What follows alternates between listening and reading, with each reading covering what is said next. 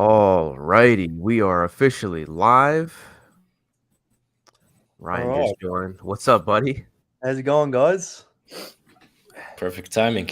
Perfect timing. We just hit live, man. That's good. So I want to introduce everybody to the panel. Obviously, you guys know who I am. This is the second episode of the No Bullshit Roundtable. We do have a first-time guest, Mr. Ryan Colucci, joining us today. So I'm happy to get more people on the panel the more that we do these things. Nice to meet you all. Yeah, man. Yeah, so we kind of all basically went our little intros last time. Just real quick, Ryan, since you're new here and this is your first live stream with everybody, what's just a little bit about you and what you got going on? Yeah, so I'm pretty much more on the mental health spectrum and understanding stoicism and controlling emotions through, um, you know, times of distress and driving forward with that, and always being courageous and ambitious in what you're trying to deliver to the world. Um, being someone who's suffered with mental health and mental illness, striving forward and not letting that back you down, and letting it mold your character is definitely the thing that I teach. Letting it fuel you to have that spirit, the heart of a lion. So yeah, that's what I teach. Nice. Yeah. Love that. Yeah, very similar. I mean, to what we all kind of talk about, Awesome. like very all self-improvement based, I think, and it's all kind of leading towards like men being the best versions of themselves. We kind of more or less have our own like spin on that with each one of us. Which I think today is a really cool topic. I wanted to talk about like just the title of the video is the ultimate guide to creating like an abundant social life. And we were talking about that a little bit in the last stream about like becoming more of a guy who has abundance in his life and socially, like having solid relationships, connecting with others. But we were also talking about like the dichotomy between that and like being on your purpose and like understanding who you are, spending that time alone. So maybe we can jump off with this kind of general question is like, what does that balance look like for you guys? I know that for myself, like being on my purpose and doing the things that I have to do sometimes can feel isolating, but I think it does bring you towards closer type of connections and better relationships because of it. But yeah, what do you guys think in terms of like what that balance looks like for you guys? It's different in different stages of life, I'd say, because right now, most of us, I believe, I mean, Joe is a little bit of an exception there because he already has a family, but most of us don't have a family yet, so this is not even that big of a priority, and most of us are on our purpose right now, building our business, so that's where the majority of our energy goes into. And that of course means that you need to be sacrificing different things. I mean, for Joe it just gets harder, by the way, because he has now a family to manage as well. So we don't have that pilar, so we can allocate more to different things like friends, learning, purpose. And I believe the balance for most of us is that we all prioritize the purpose right now. We all prioritize building our business, and this means you have to take time a little bit away from, for example, in my case, it's also girlfriend or fiance. It's also friends. A lot of guys like meeting their friends very regularly, like weekly or even more frequently than that. And that's something you will very likely need to let go of. So you just got to prioritize. And again, for us, it's the purpose right now for most of us. And then you just allocate the rest of the time to whatever you have left. Yeah, exactly. I would say, yeah, I would add on that as well before you do any sort of. I think that with the businesses and stuff like that, this is what builds self mastery. Being someone of respect as well and honor to have all that stuff in place is something that people look up to, especially when dealing with any type of trauma. People look at that and say, you know what, if he can do it, I can do it. But it's also the internal character um, as well as first before you have to spend some time alone in order to understand yourself as a person, understand your honorability of yourself, because you can't just be seeking validation and and neediness from other people, especially going through those times. You need to understand that in this life, you have to build yourself up from the ground up by yourself. Sometimes it's necessary, because in a world where the world's filled with chaos at the moment, and the most valuable, the most respected men are the ones who go out in the world, slay the dragon, and know how to build with their hands from the bottom. They are like the King Davids of this generation. We are the King Davids. We are the people who have to face the challenges head on, so we can teach the next generation to be stronger. We're more honorable in that perspective.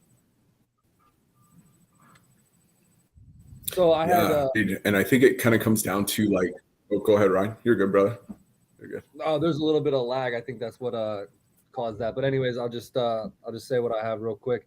I said something on my page about like purpose leading to like lower embarrassment and like lower I guess social anxiety, because it is isolating. Like I do spend a lot of my time by myself, which is great, but it also can get like lonely, I guess, sometimes.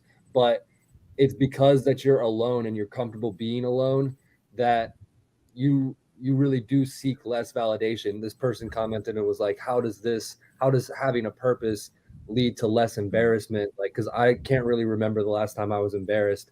And I was like, if you are serving a higher purpose and you're putting all of your energy or all of your fucks into that basket, then you can't give any to anybody else.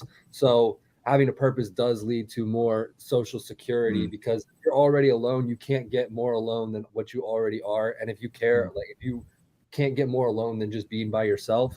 So, and if you're working on something that you care about, then it's like you already are self-validating because you're living what you believe to be a valuable life. So you don't need to go seeking like women's validation or other dudes' validation or anything like that. And right now, as a young person, I think I spend about like a half day with like a girl or like friends or anything like that a week. And then the rest of it, I'm pretty much alone, or I'm working, or I'm at the gym. So I think, yeah, a very heavy bias towards purpose, but I don't think you can completely isolate, because you need to still maintain a little connection to this, like the actual real world and real people. So you don't just lose your mind.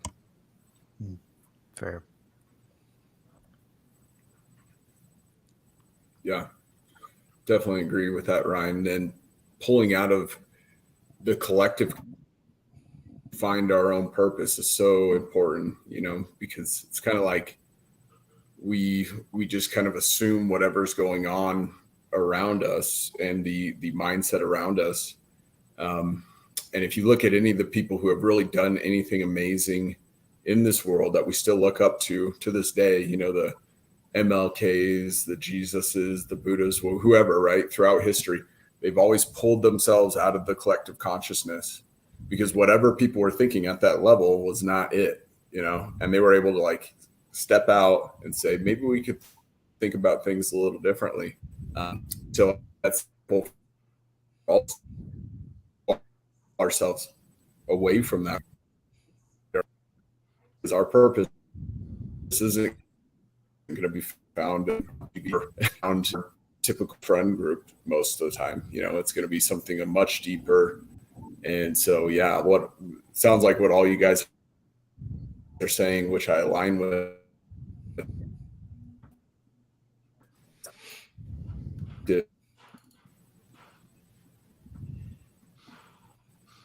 I think you lagged out a little bit towards the end there, Joe.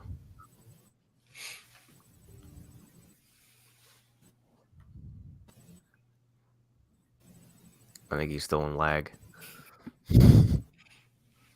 Well, he agrees with us, so that's great. It's all Yeah. Yeah, we all kind of have the same statement when it comes to that. I'll take it a step further too, and say that really what I've come to realize too, and this is essentially what Joe was basically saying, is once you really have a purpose, that's when you really develop the best kind of relationships that you can find. Because every relationship, or Joe's back. Every relationship is like an Go extension ahead, of bro. I think it's an extension of yourself, because if you don't have a purpose, you don't know who you are, you don't know like what you're trying to build out of life. I mean, you might have some friends from like back in the day or maybe from school or something like that, but they're not going to be as deep or as really like fulfilling, I think, as if you had friends and brothers or whoever that were actually on the same mission or similar path as you. So I find that once you do have a purpose and you do have things that are important to you in your life, that's when the real relationships, the real kind of connections that are going to be long lasting and the most fulfilling, I think, come into your life. You know, they don't come before, they come after. So like your internal world changes, then your exterior environments, your friends, all that comes from that. So that's kind of how my brain likes to can make sense of that. So, yeah, Yeah. I think you guys all bring up really, really good points. Yeah. So what is like because I know that that's also kind of some people could hear that and be like, oh, well, you just like sit around and wait for people to come into your life, because I don't think that's the answer. I think you do need a little affirmative, or not affirmative, but like a little proactivity when it comes to improving your connections and your social connections, especially. Like even this panel, for example, like I didn't just sit around and wait for you guys to reach out to me and like we all hopped on a thing together. Like we all had to go out of our ways to connect. So I wonder, in your guys' opinion, what's the best way to do that when you are focused on your purpose and obviously you have your priorities in check? What's a good way to also put yourself out there to be more social, you know, and just make some connections once you realize, hey, these guys or these people, you know, they seem to be in alignment with me. You know, I always say it's very similar to women, right? Guys always ask, okay, where can I meet women? And that's actually everywhere. You know, everywhere you go, you will have women. Yep. And it's similar to other guys. You know, everywhere you go, you have other guys. Maybe you're at the gym at the same time on certain weekdays, and you see the same people there. Well, you can connect with them, Hmm. speak with them. Hey, you're already there also every day. Or maybe you're working at a coffee shop because you prefer that atmosphere, working atmosphere. You know, people like to go coffee shops and work there, and you see the same person working there as well every time. You go approach him, speak with him. You know, it doesn't need to just be women to approach them. You know, you can also just speak to guys. You can also just say to a guy in the gym, hey, that was a great lift, that you have a great physique, whatever it is. And also on social media, for example, for my case, and I'm sure you also have this, you will have people reaching out that they are actually in your area. You Mm. can connect with them because those are already like-minded individuals. Yeah, I agree. I agree because you know, as well, I think it's necessary to have a group of people around you because without them, you don't have the second perspective. So the guys can sort of like keep you accountable in that, and they can adjust some of the things that you may have said wrong or you may have done wrong. And you know, sometimes it's not just about being alone. Sorry, experiencing the it's not a one man show because I think that in order to have the group of men around you, it gives you the sense of responsibility as well because you're not holding on to that pride of that ego where you're just doing things for yourself.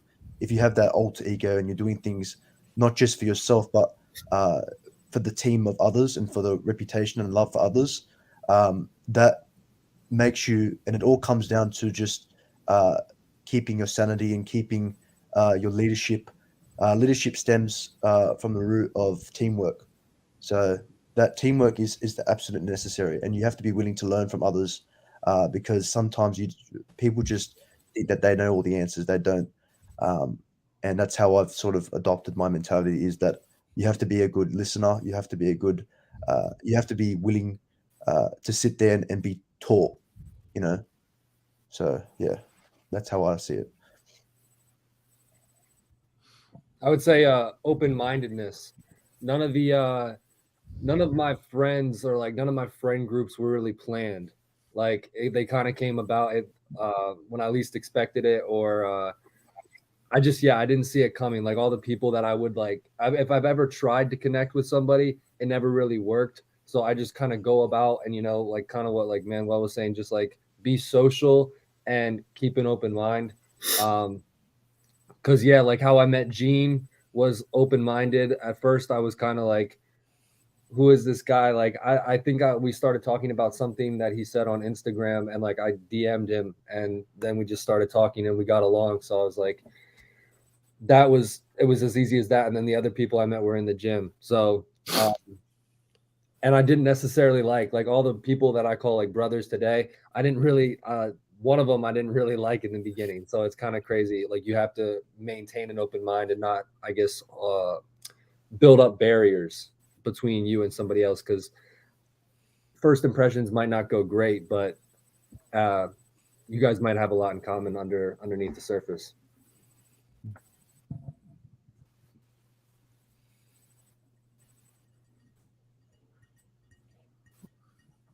I think Joe's stuck in the Matrix. Sorry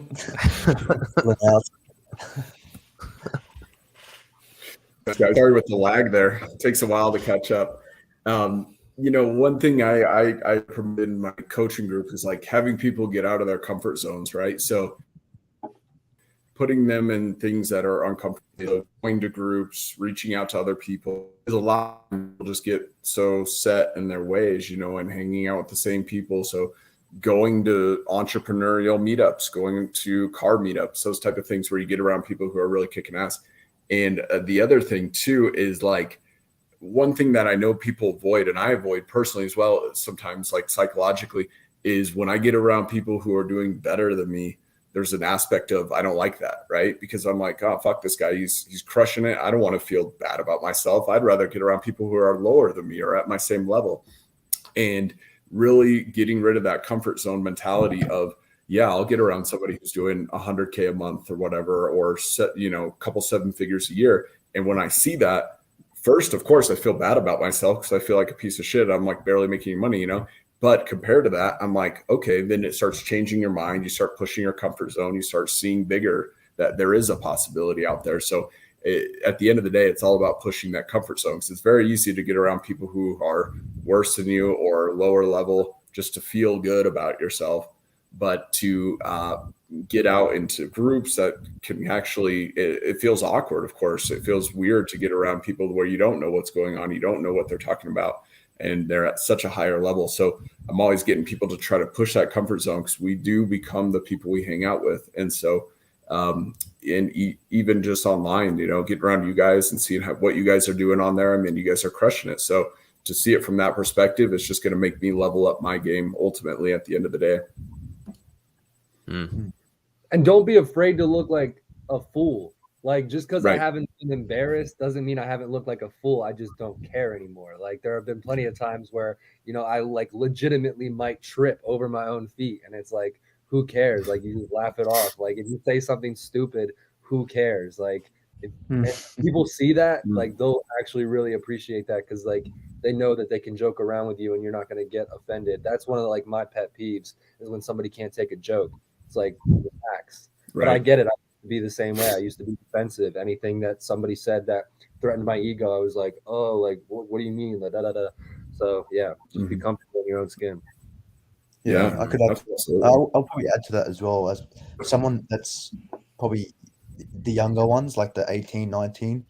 I'm around 19, 20, like 19 to 20 years old. So in there, so it's more like, this is a prime example of what it is, because you're gonna feel uncomfortable with certain people because of the level of because you have to be a good student in that, and sometimes it sort of ruins the ego, because you think you know everything when you're young, but once you get to that realization and understand that the world is such a big place, and every single person you meet has something to give, then you become more appreciative of that. So yeah, 100% agree with that.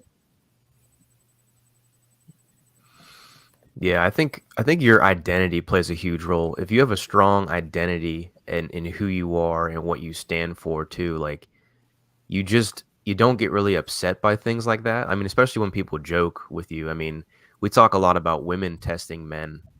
Men test men too. I mean, that is a real thing. Like we basically go and like we shit talk each other, or we like poke fun at each other, or we do this and that.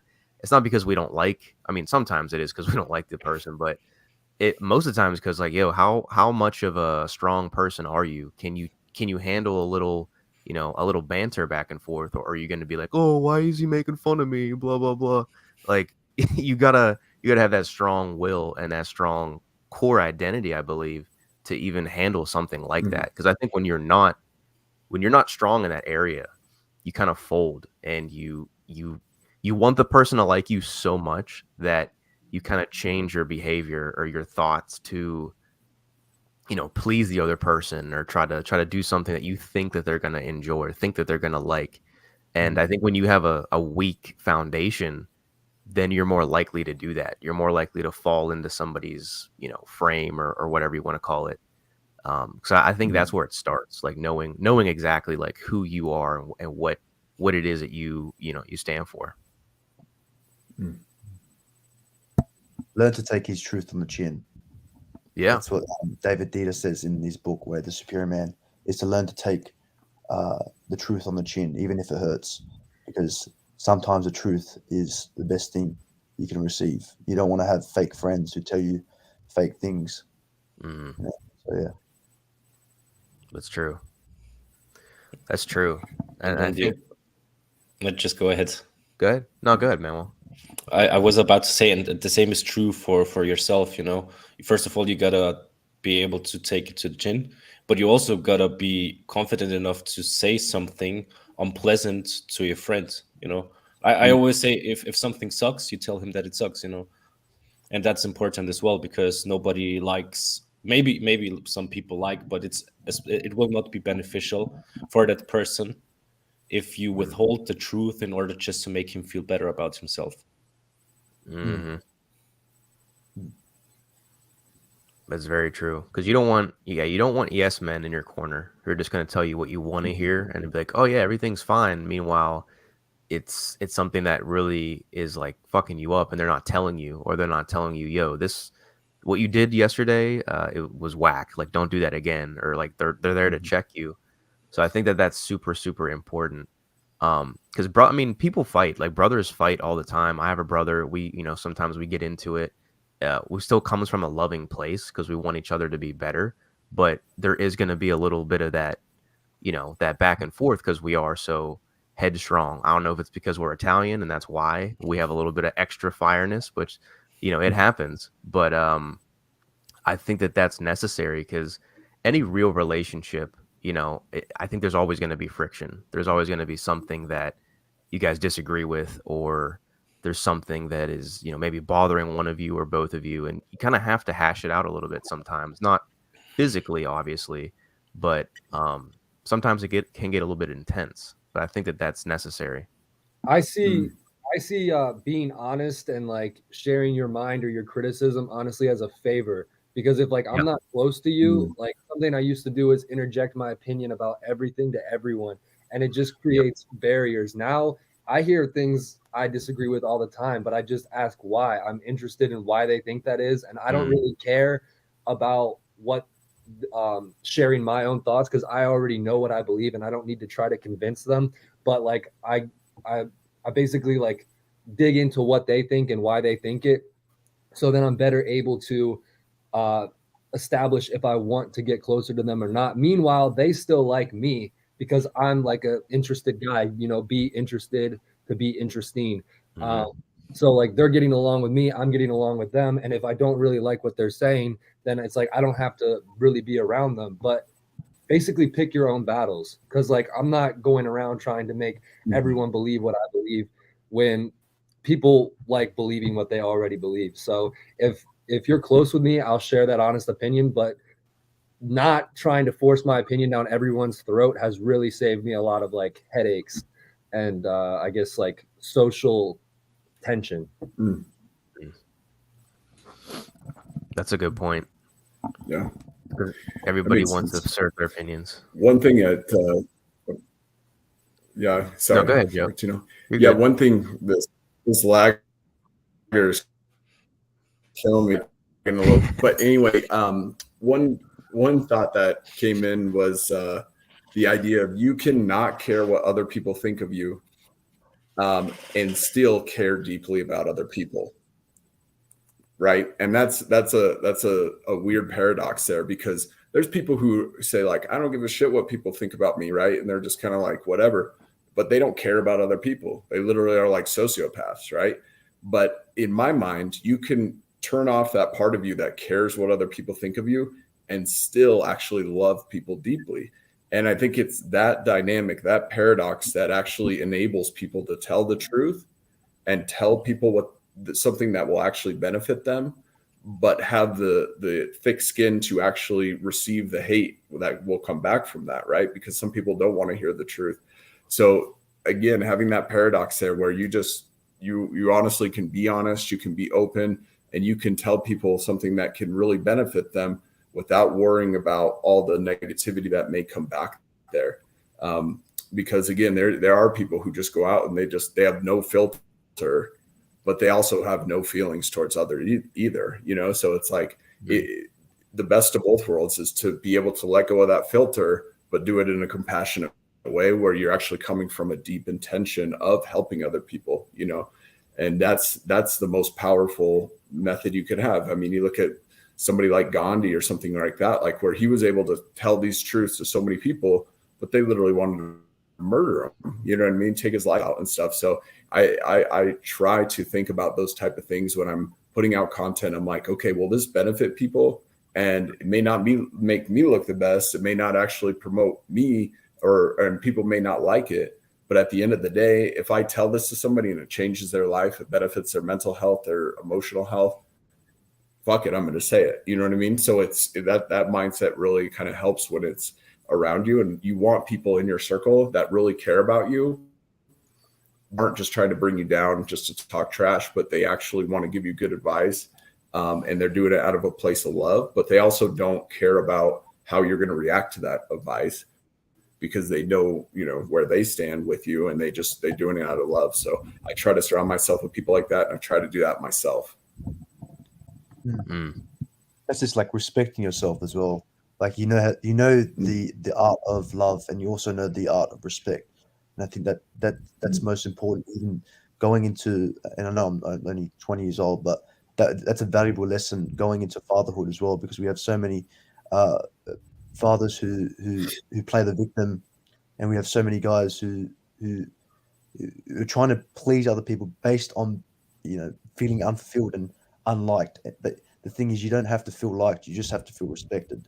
You know, people may not like your message, but one day in history, your name will be honorable, you know, and if you're doing it for the will of God, it will be honorable.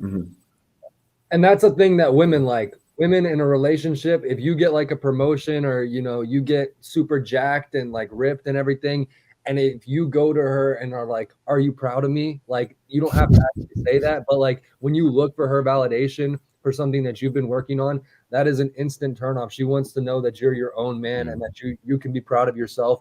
And that's kind of like a test that women will throw out, is like, and it's a subconscious thing, but not being like, seeing that they can't deflate you. That's the way I think David Data put it. But like, she doesn't want to be able to deflate you if she doesn't celebrate you, and you should be able to, like, I think Data would say, like, fill her with love. So basically, like, change her opinion, just being like basically ignoring that little test and just being happy and being self-validating.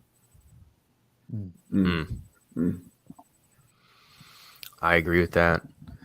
I think for us, though, it's easier because we've had a lot of practice doing like what we're talking about, like speaking our truth, being honest, and just kind of putting ourselves out there. You know, as content creators, like, we do this every day. So we're used to just the hate comments, the people talking shit or whatever. You know, it's going to come with the territory. That's what we signed up for.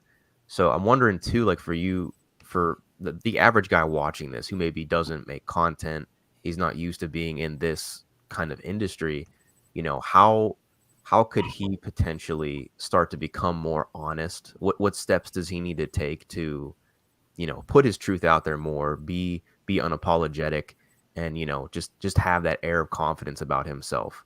What have you guys done in the past, like maybe before you started this, to maybe work on that area?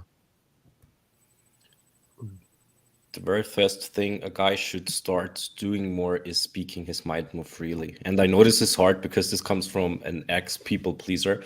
So it was very difficult for me. I was afraid of confrontation. I always told people what I thought they wanted to hear. We all know this, the typical nice guy, people pleaser.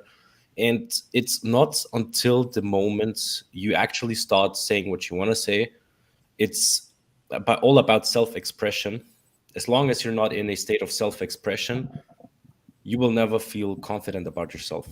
And you will never become confident as long as you continue to do this. As long as you are afraid of confrontation or disagreements, and as long as you tell people what they want to hear, or not telling them something because you think they don't want to hear it, same game. And it's not until the moment you start doing this that this actually gets better. And how can you do it? There's only one way, unfortunately or fortunately, and that is by actually doing it. You don't need to start like extreme verbal fights, but you got to start doing it a little bit. Yeah, I mean, I'm sure. Tino's probably seen this because we've been in contact for quite a bit. But I think last year I received a lot of hate. I think because of the whole sort of political aspect, and I wanted to speak politically because of what I saw in the world and what I thought. Because even if it doesn't mean anything to other people, you still have to do it because it's like a passion inside you, but you're also doing it with the mind as well. So I think it also has to do with the emotional stage as well of a man, is to understand, yes, you have the passion and the heart, but you have to also how is that going to correlate with your mind as well? So the mind being the honorable person, and the heart being the one who does it out of compassion. So some people will just do things, wear their heart on their sleeves and try to please people, and some people just live in their minds and become tyrannical. So you have to understand the important root cause of being someone who can just go in and say, no matter what happens, you just do it because you do it for the love of others, even if people hate it. So I'm going to add on to that. It's very important to do that. And if you can't get that thing that's inside you out of you, it's all, to me, it was really being the passion of being a leader was something that was so true to me, that once I delved deeply into practicing being a leader, you sort of the leadership, the pros and cons of being a leader is you're going to get used to the cons of life, and the cons. People are going to try to degrade your message, because that's the way of that's the test of life, to see if you overcome that. That's the whole point of leadership. All the leaders in the world, they had to overcome that. But that's something that sort of puts the thrill in you, is to make sure you're to stay on that, stay grounded in that. That's what makes it valuable anyway. So in order to share your mind, you have to actually know what you believe in. So I think, again, it all starts with having something more like a fulfilling thing that you're willing to do alone. And that's the foundation of it all. So if you're willing to do it alone, no longer is speaking your mind a threat, because you have something that's fulfilling, and it's no longer external things that are validating you. It's your own internal progress towards this thing that you find fulfilling. So I think it all starts with having fulfilling work that you choose to do for yourself, not for your mom, not for your dad, not for your friends, not for your girlfriend, not for your dog, no one else but you. So that's the foundation. And then, go speak your mind. Because while I started, passionate work, which is helping men, successfully date women without like using tactics and manipulation, it was still like annoying as hell to get like comments that were like, oh, this is stupid, or like, oh, like she's not, like, just dumbass comments. So it was still annoying, but you just get used to it over time. And you just develop really thick skin, because it's like, I know what I'm doing is good, and I know I'm making progress in the world and what I care about. So you can join me, or you can leave, or you can hate. I don't really care, but I mean, I'm not going to stop. Don't attach yourself to other people. That's pretty much what it is. If you're really passionate about something, people will come and go in your life, but sometimes you just have to feel the pain and keep on walking. And for the comments, we all receive them, but something that is always in my mind is that hate always comes from below. No person who's doing better than you in life is gonna leave such a comment on your post. Projection. True. Yeah. Mm-hmm. Every time I get criticism, I'm like, yeah, that's how I take criticism. Actually, is like I evaluate it like personally. I'm like, from a third person point of view, is that something that I could change? Maybe I test out trying to change it, and if it's not, then it's like, okay, that was some kind of projection, or they just don't understand or know me properly. But yeah, I think when you're honest with yourself, and you get a little down this road, like most of the criticism you get is projection. That is a fact. Absolutely. That is a fact. Yeah. And kind of back to your, like what you were saying originally, is like, how do you first initially start that step? I know for me, like I just had to like dive in both feet. And the funny thing is, when I did that and I started telling my truth and talking about things that were personal to me and things that I believed in and stuff, like I thought like they were going to come for me with like fucking fire sticks and burn me at the stake. You know what I mean? Because there's something inherent about us that, throughout our history, if you had a different belief system, people would literally do that. So I'm sure genetically we have something in the back of our minds that we think people are literally going to like ostracize us from society or whatever. But when nothing happened, and then people were like, yeah, I agree with you or whatever, like, and people coming to tell you, like, yeah, that actually makes sense to me and stuff. That was kind of nice because it kind of pulled that thing down. Because a lot of people have these deep truths they want to share, and they feel like as soon as they share it, people are just going to come out of the woodwork and start hating on them. And obviously the hate will come, but I noticed more people saying like, God, you're saying what I've been thinking this whole time, type of thing. So it's actually been really edifying in a weird way. I wasn't expecting the amount of positivity I get through speaking my truth.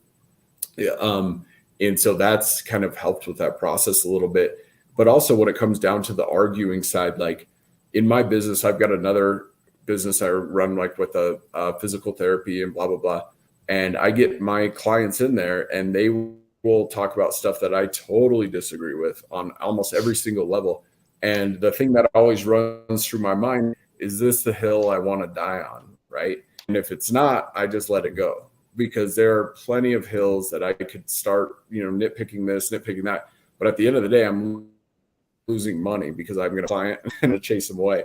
And so there are certain things that I'm like, okay, I'm going to let this one go. I'm not going to start this battle up because there's no point to it. And in business, especially when you're working with the public, there's a lot of that. Now in coaching, it's a little different, obviously, because our whole job is to change people's minds. So you got to be a little more argumentative and stuff. But in other businesses, I've noticed that there are so many hills I could have died on throughout my business life that I would probably have lost half of my money right now just from starting fights about, some random political belief that they had at that moment that 6 months later they changed anyway, So anyway, that's my 2 cents on that part of it, the argumentative part. But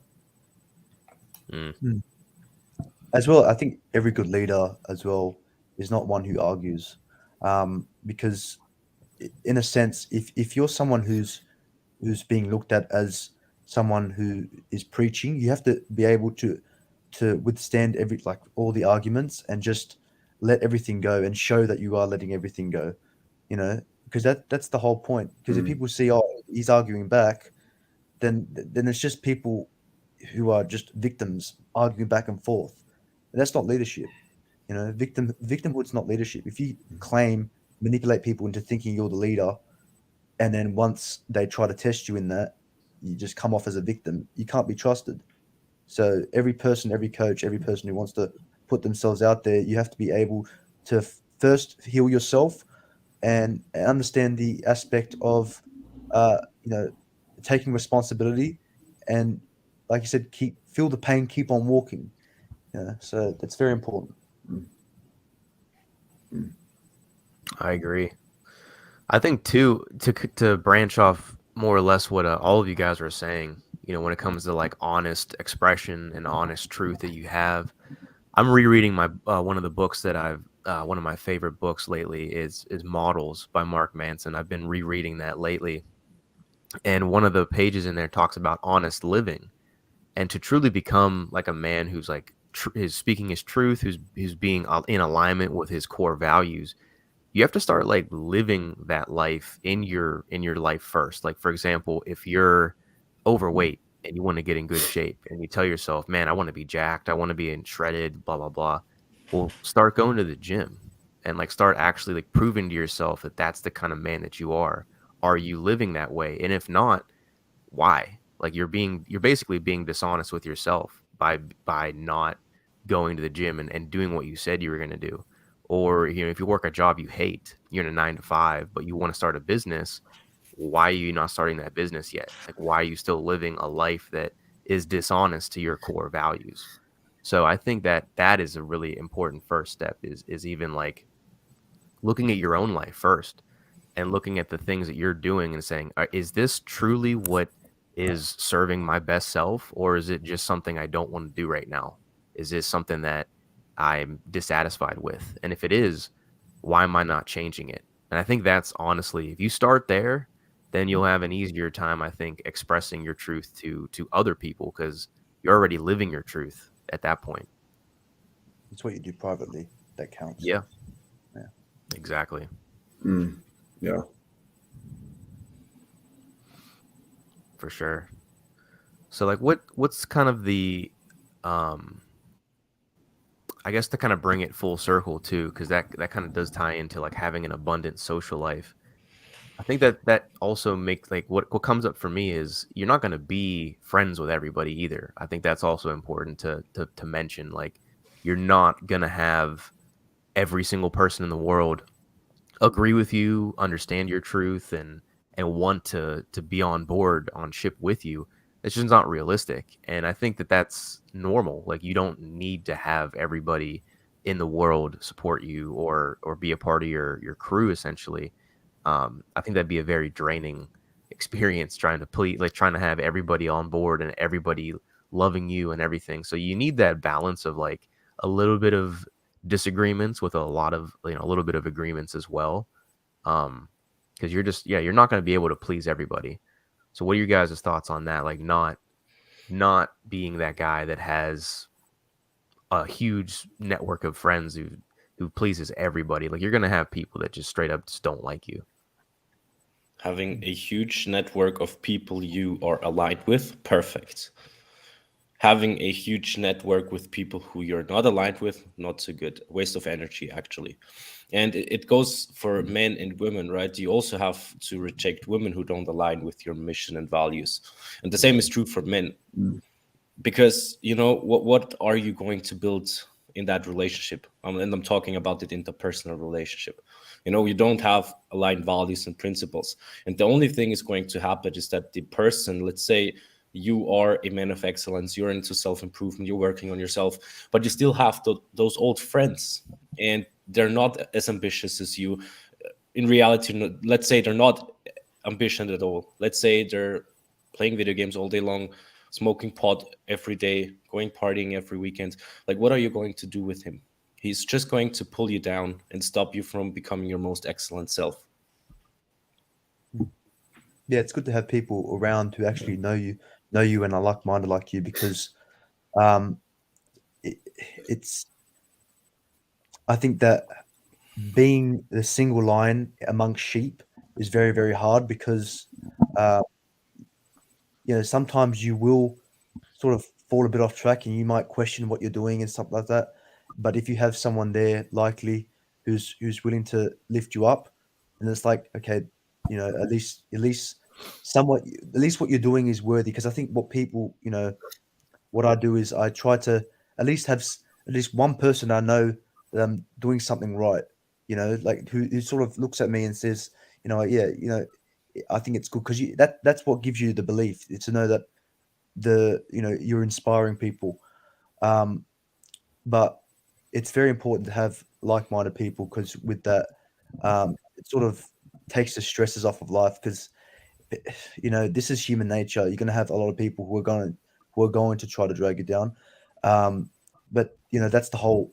I think that's what makes it beautiful as well, because it gives you that tenacious spirit to say, you know what, I'm just going to keep going. I'm going to keep going, because that's the courage aspect of it. It's to feel the fear from and I'm not saying it's not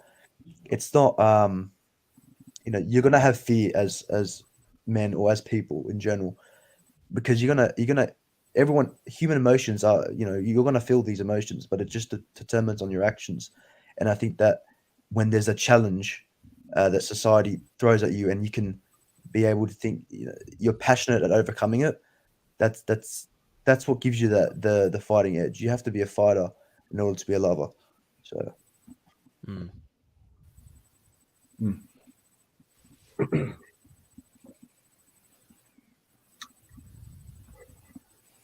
I think having just, a couple of friends that you really align with, like I have 3 guys that we're just completely like aligned on like core values, core principles, and just mindset. And we give each other shit all the time about like details, but at the end of the day, like we really don't disagree on anything in the big picture. And I think it's like Joey Diaz said, like, give me like 3 badass motherfuckers and we can take over a country. Like, that's kind of how I think, is like, I don't need 50, like, acquaintances. I need like 2 or 3, like real friends, and that I can like rely on. Like, if like, I think Andrew Tate said, it's like, if somebody gets into like a fight, like those boys would be like in it. Doesn't matter if I was right or if I was wrong. Like, it doesn't matter if they know the story. It's like they're throwing down. And like, that's how it is with my friends. Cause there have been times where it's been like, been tensions with other people outside in the outside world. And it's like, I know that they're there. I know that they're with me, cause it's usually me with the big mouth. So they, so like, I know it's like, if shit did go down, it's like, they're not going to run. They're not going to do anything stupid. Like, they have my best interest in mind. Yeah. And one weird experience I had, because I've got a friend group with about a dozen people in it, and we're all just kind of hang out and we kind of intermingle with each other. But when I started doing content, people in that friend group that I didn't think necessarily, we were just kind of like, okay, we're cool, but we're not like, we don't really like each other that much. All of a sudden they would come up to me and just start telling me these stories about their life and just getting really deep and really wanting to connect with me. And what I realized from that is people can't really like you until they do. And so like, I was always scared to show who I am and to show my story, because I thought people wouldn't like me, right? So I was like trying to keep that on the DL. Now what I've found is the complete opposite, where people actually like me more. And the people who don't like me, I don't want to be around them anyway, because their values don't align. And so it's interesting. Like if you've had somebody around you who all of a sudden you find out that they're into, we'll just say race cars, and you're into race cars. Now you guys can talk on this whole other level, but if you never explain that you're into race cars, you're never going to have that connection with them. So for me, venting and talking about these things that are really going on in my head, really going on in my heart, and I'm working through, somebody else will come up to me and be like, dude, I'm working on this exact same thing. And now our relationship is much higher level, because we're connecting on a different value structure. So again, for me, coming out in social media and explaining my story and stuff was not one, I crucified. It was more like I came out and I had more connections than I ever thought possible. And people were talking to me on levels that they had never done before. People I had known for 10 years, and all of a sudden they're coming up to me and telling me some story about when they were massively depressed and almost killed themselves, right? And stuff like that. And you're like, holy crap, I never knew. Or they struggled with some major addiction or something. So it's kind of, it's been different than I expected. I thought it was going to be completely different. So if anybody is out there and they're trying to tell their true scared, maybe I'll be a positive testimony that it actually worked out better for me as far as friends and stuff like that go. I feel like I have more connections than ever right now. But again, to your guys' point, you want quality over quantity. So I'm trying to build those quality connections based on something that I view as important. But unless I express what's important to me, nobody will know that that's important to me. So express those important things, then those people can come in and connect on that value that they also have, but they haven't expressed. And now our relational level. That vulnerability, I think, is key, because like me and my guy friends, like we've all had like deep talks about like and it's never planned, and it's not like we did this like super early in the meeting. I'm not saying like dump all your baggage onto like somebody else, but like after you have like kind of a relationship, don't be afraid to like offer to like just be an ear for them to like, you know, vent to, or like, you know, share emotions with, and keep that to yourself. Don't share that with anyone else, because then they're never going to say anything else to you again. But be willing to share be vulnerable with like some of the things that you've been through and some of the things that you're going through, because it's honestly, that's what's, I think, bonded us the most, is like childhood, I guess, experiences coming up that probably weren't the best, and then girl issues, like seeing like a guy, you know, really upset, and like just hearing like express how, you know, I guess sad he is about, you know, some breakup or whatever. It's like, damn, it's like, wow, he really trusted me with that. It's like, that just builds like a whole connection that you really can't do with just surface level, all happy emotion topics. It allows you to feel needed as well, because men want to feel needed and trusted in that, you know, because that's what keeps them going. I mean, in this world now, they say that they don't need men, but that's why I believe that's why a lot of men are killing themselves, because they don't feel like they belong. And our nature is to feel like we actually provide something. And when the world says the world claims that they don't need it to be provided for, and it's like, you know, that honestly, that makes us, you know, lost. I think that's why there's a lot of people who are lost.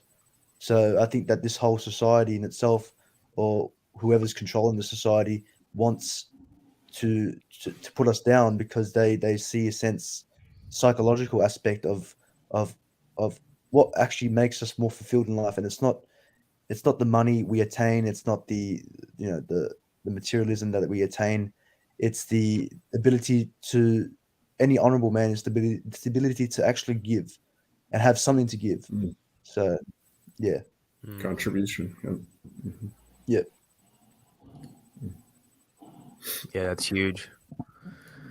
That's huge. I think, and it's an interesting topic. I mean, maybe we can get into it in the next live stream that we have as well. But that term, just vulnerability, and that's a very big buzzword, especially in this industry. Like, guys hear that and they're like, "Oh shit! Like, that's not a good thing. That's negative, right?" Because everybody associates that with being this dude who's like more or less crying and he's sobbing all day, being like a victim mentality kind of thing. I don't really see it that way. I think vulnerability, I mean, to be honest, like, being vulnerable is simply just speaking what's honest in your soul. Like, if I tell somebody, "Hey, I like that shirt that you have," like, that's me being real, but that's kind of being vulnerable, because you could like come at me and say, "Oh, fuck you. Why'd you say that?" Or just like get offended. Like, it's a vulnerability is kind of just speaking your truth, to be honest. But yeah, I think that's needed for really any kind of like deep, intimate relationship. I mean, there is a level, I think, of vulnerability that is required. There's a right and a wrong way to do it. You can't just like expect somebody to solve all your problems or listen to you complain and bitch every day. But like, you can share deep stuff that will bring you guys closer in a non-needy way that is really powerful. Yeah, teamwork. Like someone, like for a woman to believe that you're needed. Like, so she sees the need in you, and also how you share certain things about life, and how you cooperate. She wants to feel like she's heard, and so it's sort of like a respect thing. She wants to be heard, and you want to be respected in doing that job.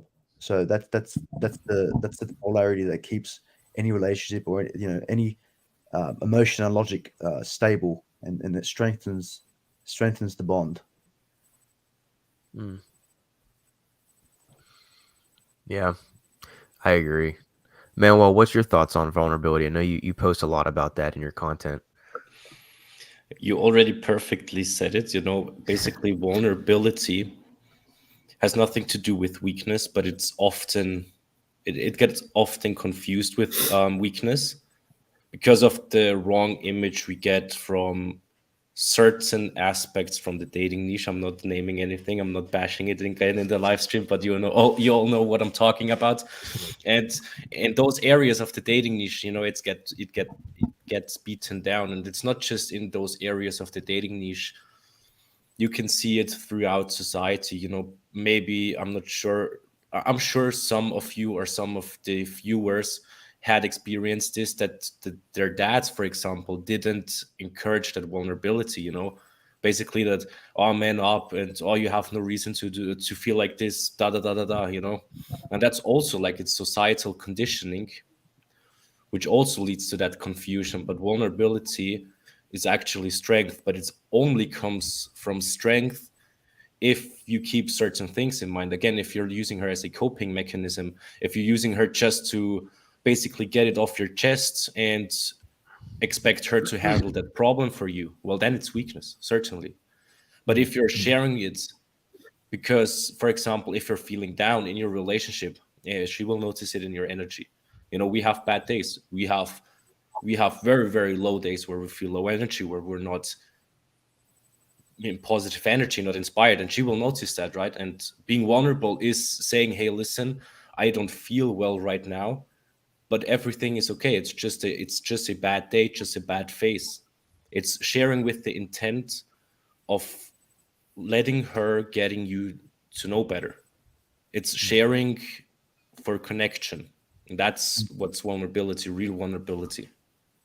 Yeah, like it's allowing her to inspire you, because women want to inspire men on the spiritual level as well, while men want to inspire women on the tough level.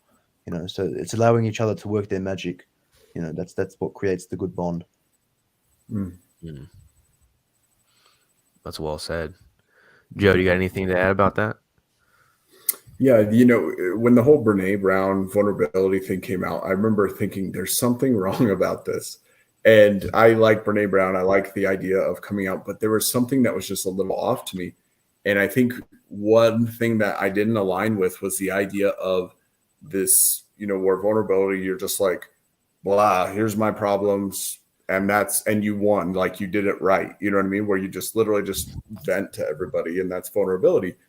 And from my perspective, I've been through some dark times in my life, but I've been able to see the light at the end of the tunnel ultimately, right? Like having a bigger picture. And a lot of that comes from self-reflection, right? When you kind of go within and like a spiritual connection, connecting to your higher power, whatever that looks like, right?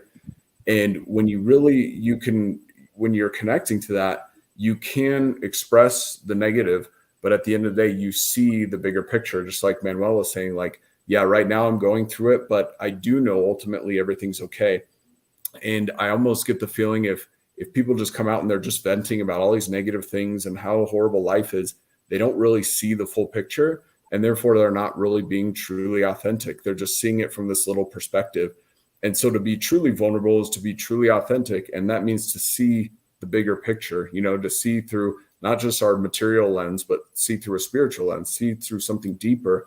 And that actually enables us to be more vulnerable, because we can express that from a place of strength rather than from a place of weakness or depression or negativity. Because I meet some of the most quote unquote vulnerable people who are the most miserable, in my walk, when I have some certain clients who will just vent and vent and vent about how horrible life is, but they're not seeing the bigger picture.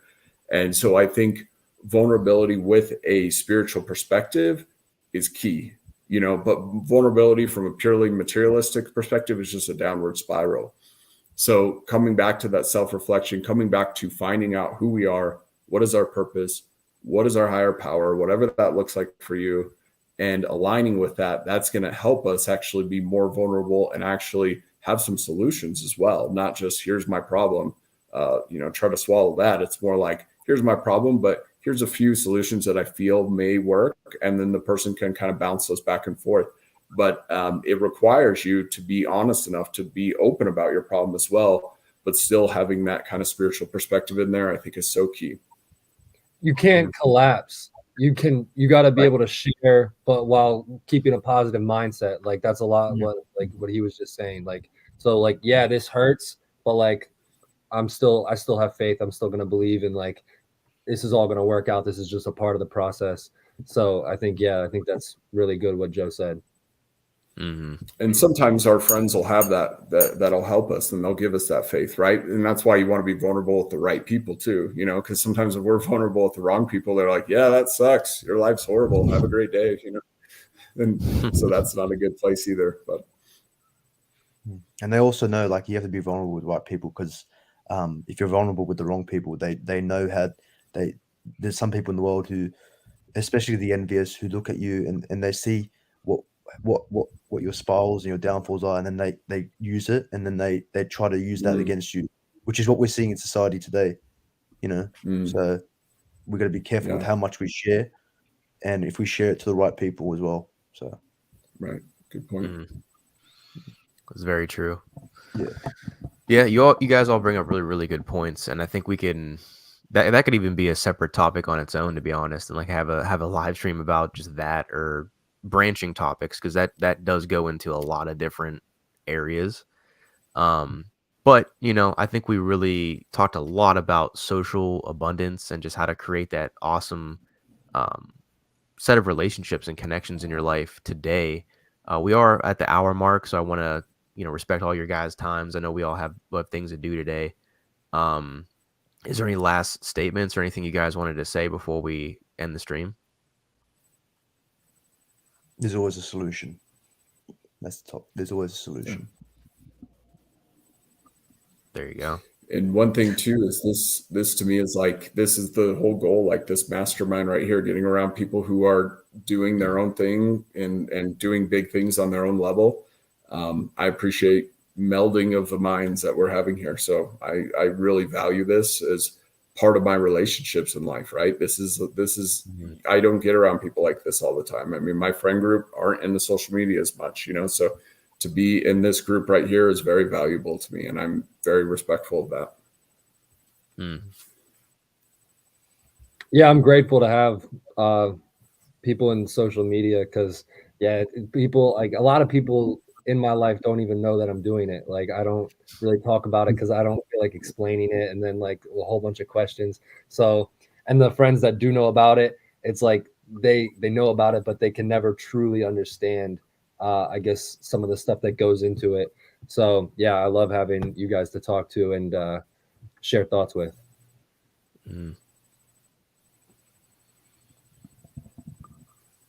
Likewise, man. Likewise. I definitely don't take that for granted, because I know that it's hard to find people in the same wavelength, especially in our industry, the things that we talk about with masculinity, purpose, self-improvement, and all that stuff, dating. It's hard to really find people in the same sphere mentally. So I definitely likewise, I don't take it for granted. Yeah, guys, if you guys wanted to follow more of the panel here today, where's a quick plug for each one of you guys? Where can people find your stuff? Holistic Manhood on all social media channels.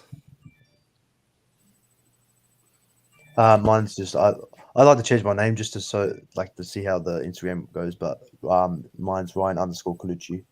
So I'm Coach Ryan Masculinity, with dashes between Coach and Ryan and Masculinity. Nice. And I am mental health _fitness dad. Solid.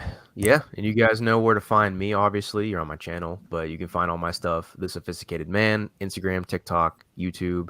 I will leave all of these guys' links in the comments below, so you guys want to check them out. But yeah, that's pretty much it today. Welcome. Hope you guys enjoy the stream. Give it a thumbs up, hit subscribe, all that kind of stuff. And make sure to tune in next week. I'd like to do these. I don't know if you guys feel on Mondays. Mondays work for me. Like every Monday around the same time, we can like have a weekly little discussion like this. Mhm. Yeah, it's perfect. Absolutely. Sick. Awesome. I'm cool with that, man. But we're gonna get going. Have an awesome rest of your day, everybody. To y'all on the stream, deuces.